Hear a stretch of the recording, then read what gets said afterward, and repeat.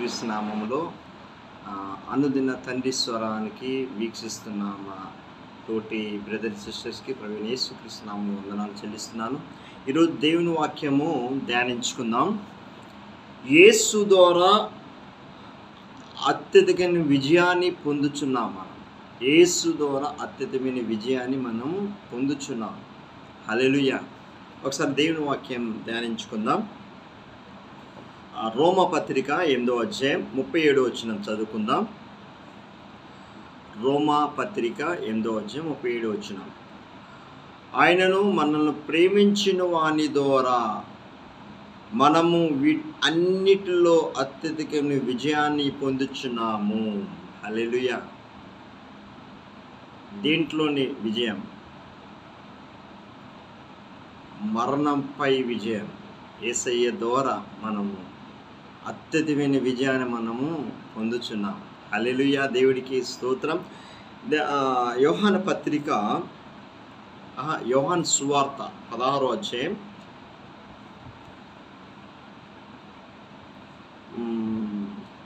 33వ వచనం చదువుకుందాం.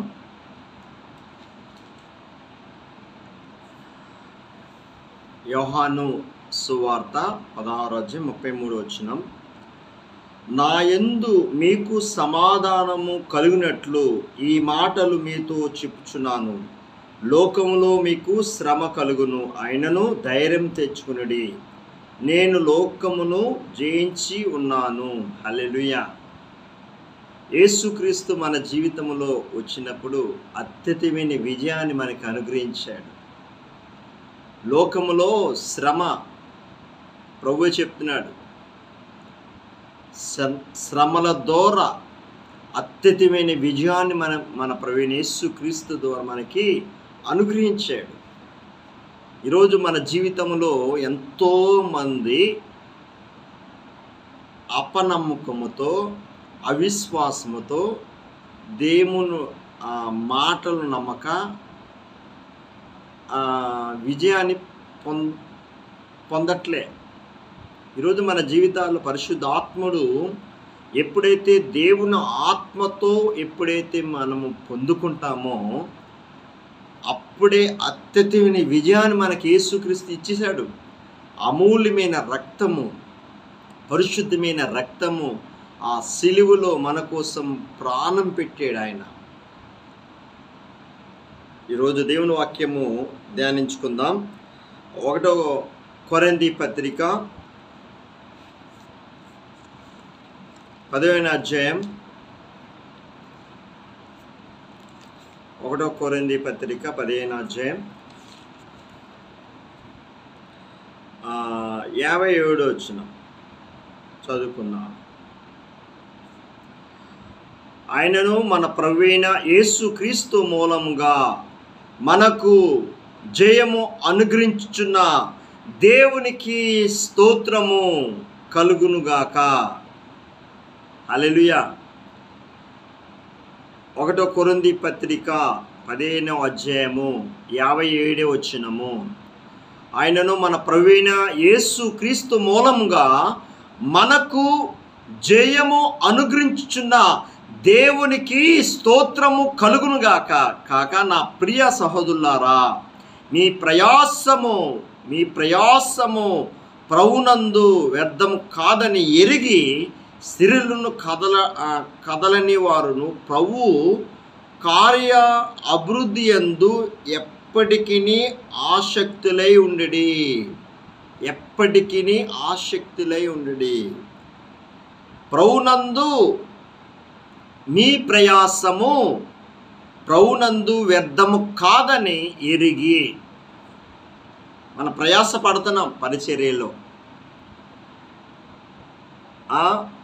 అనేక విధాలలో ప్రయాసపడుతున్నాం మన పనుల్లో కానీ దేవుడు మనకి అత్యధికమైన విజయాన్ని మనకు అనుగ్రహించాడు.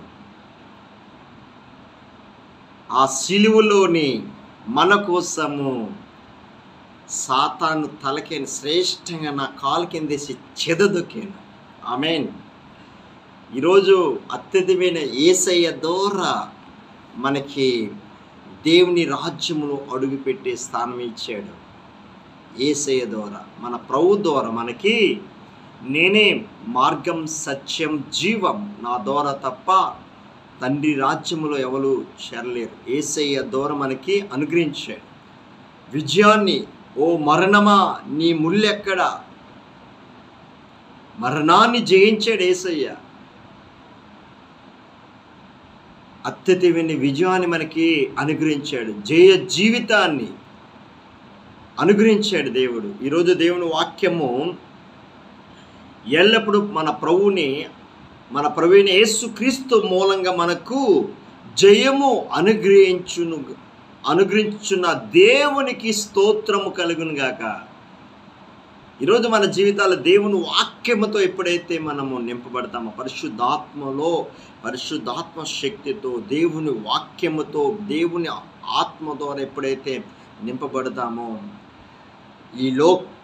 నాలో ఉన్నవాడు ఈ లోకములో ఉన్నవాడి కంటే గొప్పవాడు నజరేయుడైన యేసుక్రీస్తు. ఈరోజు జయ జీవితం జీవించలేకపోతాం. ప్రతి క్రైస్తవుడు జయ జీవితాన్ని పొందలేకపోతున్నాం. కారణం ఏంటంటే బలహీనంగా ఉన్నాం మనం. కరెక్టే, మన బలహీనమే, కానీ దేవుడు బలవంతుడు. ఈరోజు దేవుని వాక్యము ధ్యానించుకుందాం. 2 కొరింథీ పత్రిక 2వ అధ్యాయం 14వ వచనం చదువుకుందాం. మా ద్వారా ప్రతి స్థలమందు క్రీస్తును గురించిన జ్ఞానం యొక్క సువాసన కనపరుచు ఆయన యందు మమ్మను ఎల్లప్పుడూ విజయోత్సవముతో ఊరేగించున్న దేవునికి స్తోత్రము. రక్షింపబడిన వారి పట్ల నశించిన వారి పట్ల మేము దేవునికి క్రీస్తు సువాసనై ఉన్నాము. నశించిన వారి మరణమైన మరణపు సువాసనగాను, రక్షింపబడిన వారికి జీవార్థమైన జీవపు సువాసనగాను ఉన్నాము. కావున ఇట్టి సంగతులకు చాలిన వాడెవడు? మేము దేవుని వాక్యమును కలిపి చెరిపిన అనేకుల వలె ఉండక, దేవుని వలన నియమింపబడిన వారమై ఉండి క్రీస్తునందు దేవుని ఎదుట బోధించుచున్నాము. ఈరోజు దేవుడు పరిశుద్ధాత్ముడు మన జీవితంలో అత్యధికమైన విజయాన్ని అనుగ్రహించాడు. మనము జయ జీవితము మనం పొందుకోవాలంటే, అత్యధికమైన విజయం పొందుకోవాలంటే, మొట్టమొదటిగా దేవుని ఆత్మతో నువ్వు నింపబడాలా, పరిశుద్ధాత్మ శక్తితో నువ్వు నింపబడాలా. బాప్తీసము తీసుకున్నాం, కానీ యేసయ్య బాప్తీసం పరిశుద్ధాత్మతో, అగ్నితో ఆయన బాప్తీసం ఇవ్వాల నీకు. ఎందుకంటే ఎప్పుడైతే ఉపవాస ప్రార్థన చేస్తామో దేవుని శక్తిని నువ్వు అనుభవించాలా.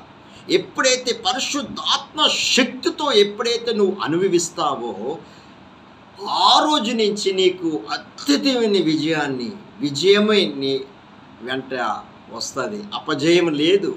యేసయ్యతో నడిచిన వారు అపజయం లేదు.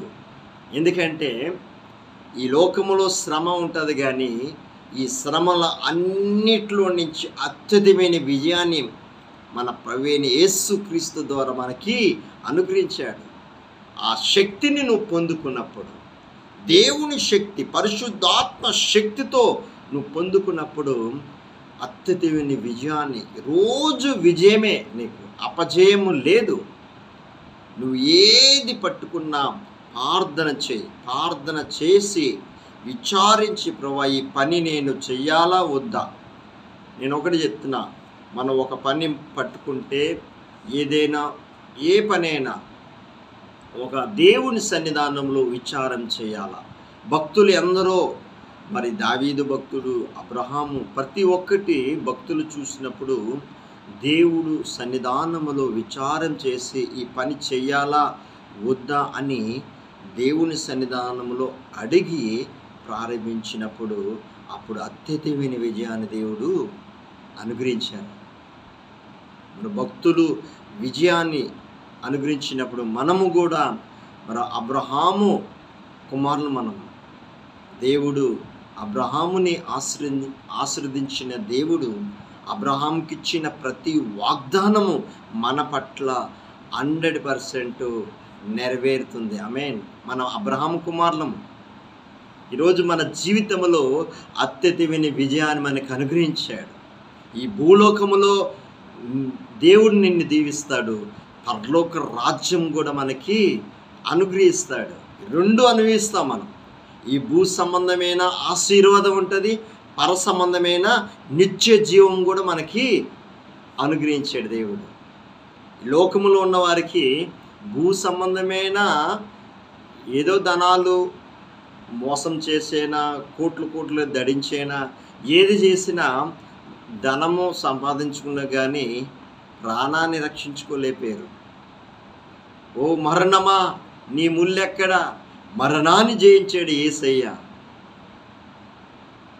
ఆయన నామము యందు ఎవరైతే విశ్వాసం ఉంచుతారో, ఆయన నామము యందు ఎందరైతే ప్రార్థన చేస్తారో వాళ్ళందరూ రక్షణ పొందుతారు. మనకు అనుగ్రహించాడు. వాగ్దానం చేసే దేవుడు, నమ్మదగిన దేవుడు. ఈరోజు అత్యధికమైన విజయాన్ని మనకి అనుగ్రహించాడు. ఒకసారి చూద్దాం. 2 కొరింథీ పత్రిక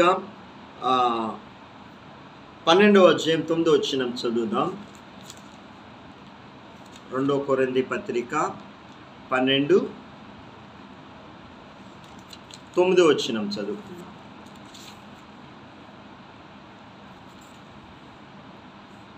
హల్లెలూయా. స్తోత్రం, దేవునికి స్తోత్రం, దేవునికి స్తోత్రం, స్తోత్రం. ఎల్లప్పుడు పరిశుద్ధాత్మ దేవునికి స్తోత్రం, యేసయ్యకే స్తోత్రం, స్తోత్రం. 1 కొరింథీ పత్రిక 12:9 వచనం చదువుదాం. ఇక్కడ దేవుని వాక్యము, అందుకు నా కృప నీకు చాలును, బలహీనతని యందు నా శక్తి పరిపూర్ణం అగుచున్నది. ఆయన నాతో చెప్పెను కాక, క్రీస్తు శక్తి నా మీద నిలిచి ఉండు నిమిత్తము విశేషముగా నా బలహీనతల యందే బహు సంతోషంగా అతిశయపడుచున్నాను. నేను ఇప్పుడు బలహీనునో అప్పుడే బలవంతుడు గనుక క్రీస్తు నిమిత్తము నాకు కలిగిన బలహీనతల అన్నిటిలో, నిందల్లో, ఇబ్బందుల్లో, హింసల్లో, ఉపద్రవముల్లో నేను సంతోషించుచున్నాను. హల్లెలూయా. అత్యధికమైన విజయాన్ని, ఎప్పుడైతే బలహీనున్నో నేను అప్పుడే బలవంతుడు. పరిశుద్ధాత్మ శక్తితో నా కృప నీకు చాలును. దేవుడు వాగ్దానం చేశాడు, నా కృప నీకు చాలు. యేసయ్య చెప్తున్నాడు. ఎప్పుడైతే మనం బలహీనులమో అప్పుడే బలవంతులం. ఎప్పుడైతే బలహీనంగా ఉంటామో, ఎప్పుడైతే మన ప్రాణాత్మ శరీరాలు ఎప్పుడైతే ఆయనకి సమర్పించుకుంటామో అప్పుడు మన జీవితంలో అత్యధికమైన విజయాన్ని మనకి యేసయ్య అనుగ్రహించాడు. ఈరోజు మన జీవితాల్లోని ఒక విషయంలో చెప్తున్నాను, మనము బలవంతులుగా, మనము దేవుడు విజయాన్ని అనుగ్రహించాడు కానీ అపజయం లేదు. విజయ ఉత్సాహంతో మనము దేవునికి స్తోత్రాలు చెల్లిస్తున్నాం. అత్యధికమైన విజయాన్ని మనకి యేసయ్య ద్వారా మనకి అనుగ్రహించాడు. ఈరోజు మన జీవితాల్లో ఎందుకు చిందిస్తున్నావు? ఎందుకు నువ్వు బాధపడుతున్నావు? అప్పులతోనా, బాధలతోనా, రోగముతోనా సతమతం అవుతున్నావు? ఎవరికి చెప్పుకోలేని బాధలతో బాధపడుతున్న దేవుడు ఈరోజు దేవుడు నీతో మాట్లాడుతున్నాడు. దేవుడు మరణాన్ని జయించాడు. ఓ మరణమా నీ ముల్లెక్కడా? ఎవరు మరణాన్ని దేవుడి దగ్గర మరణాన్ని బంధించలేపారు. ప్రభు దగ్గర పునరుద్ధాన శక్తిని మనకి అనుగ్రహించాడు. హల్లెలూయా.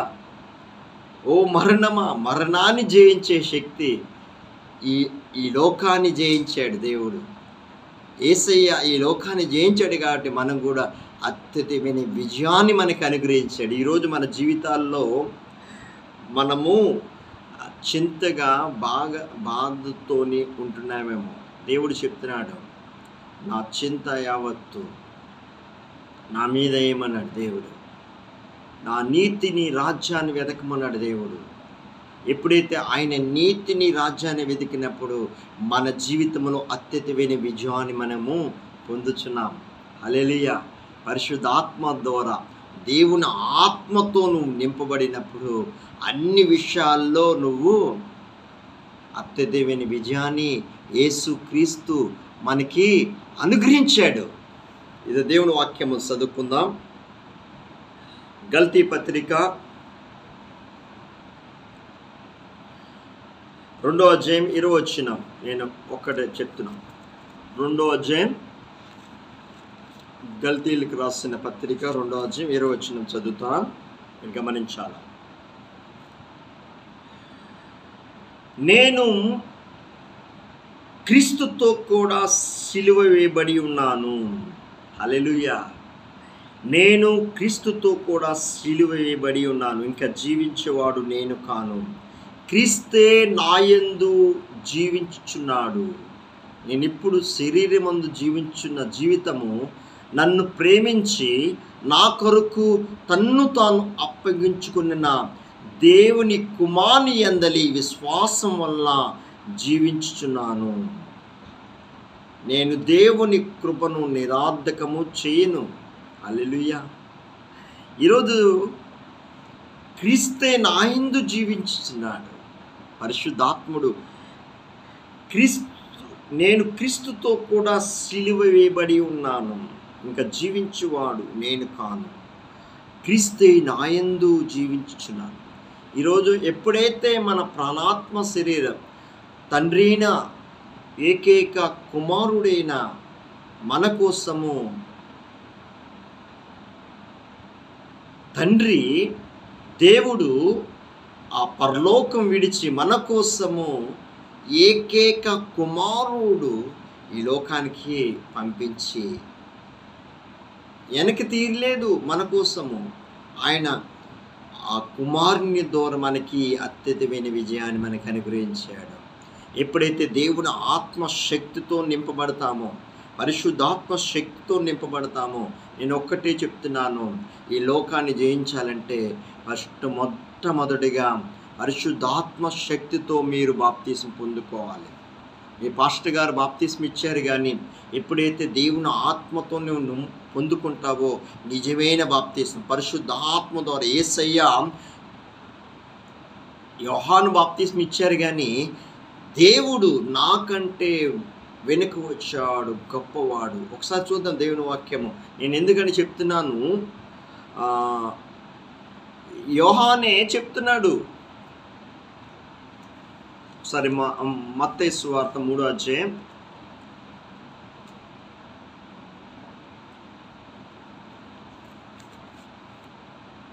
'హల్లెలూయా, దేవునికి స్తోత్రం.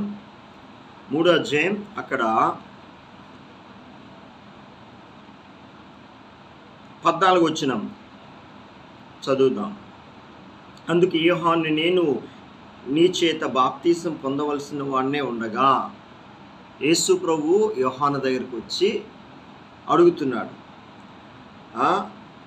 యోహాను చెప్తున్నాడు యేసు ప్రభు, అందుకు యోహాను, నేను నీ చేత బాప్తీసం పొందవలసిన వాడినే ఉండగా నీవు నా వద్దకు వచ్చుచున్నావా అని ఆయనను అని యేసు సమాధానం చెప్తున్నాడు.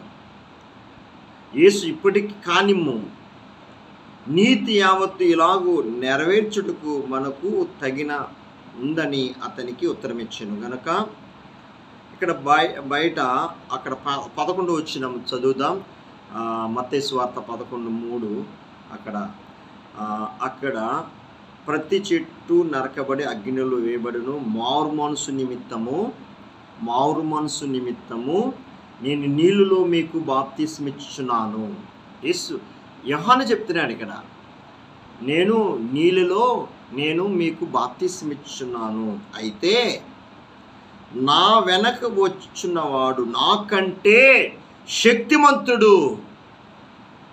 ఆయన చెప్పులు మోయిటికైనను నేను పాత్రును కాను. ఆయన చెప్పులు మోయిటికి కూడా నేను పాత్రును కాను. యోహానే దేవుడు ముందుగా పంపించాడు. యోహాను చెప్తున్నాడు ఏంటి? ఆయన చెప్పులు మోయిటికైనను నేను పాత్రును కాను. ఆయన పరిశుద్ధాత్మలోను అగ్నితో మీకు బాప్తిస్మిచ్చెను. హల్లెలూయా, హల్లెలూయా.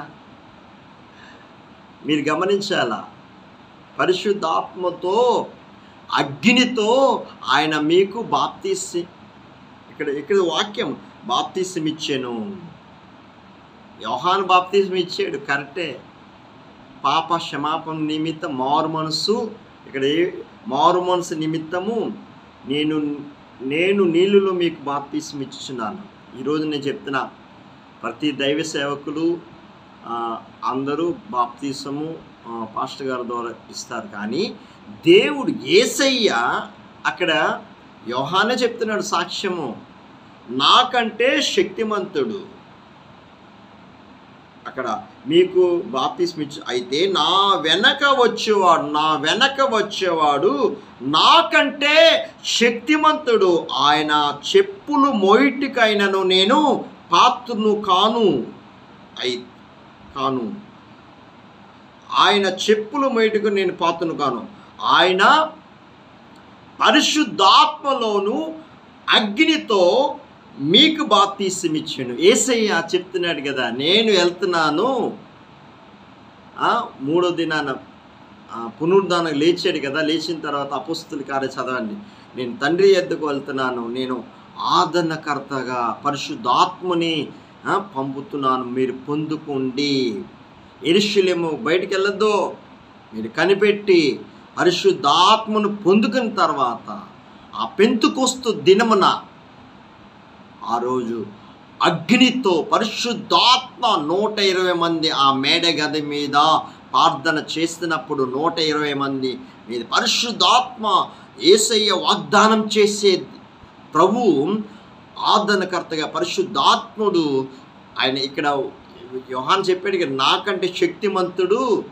ఆయన పరిశుద్ధాత్మతో అగ్నితో బాప్తిస్మ ఇచ్చాను.